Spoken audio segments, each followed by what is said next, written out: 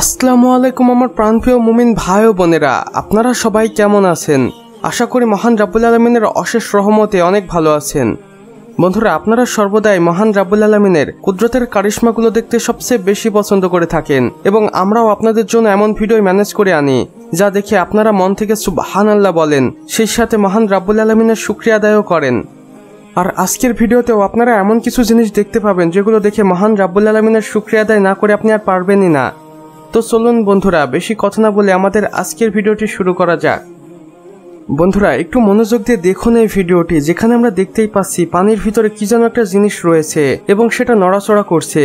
দেখুন বন্ধুরা, এটাকে যখন পানির উপরে ওঠানো হলো তখন এটা দেখতে কেমন লাগছে আপনারা একটু কমেন্ট করে বলুন, এটা দেখতে কিসের মতো লাগছে। আসলে বন্ধুরা, এটা জাপানিজদের খাদ্য এবং জাপানিজরা এটাকে খুবই সুস্বাদু মনে করেন এবং তারা খুব মজা করে খায়ও এটা।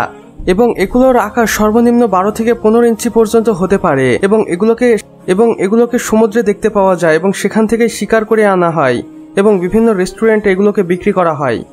এবং এই সামুদ্রিক জীবটির নাম জায়ান্ট ডিউড্যাক ক্লাম।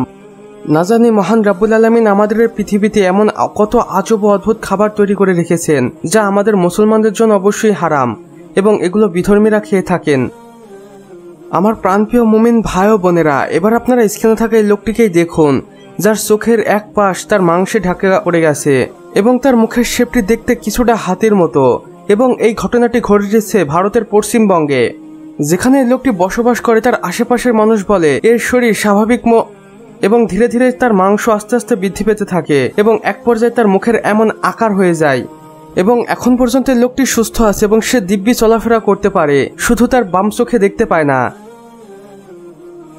বন্ধুরা, আমরা যদি এই লোকটির থেকে একটু পরিমাণও ভালো থেকে থাকি তাহলে অবশ্যই আমাদের কমেন্ট বক্সে সুবহানাল্লাহ লিখে যাব।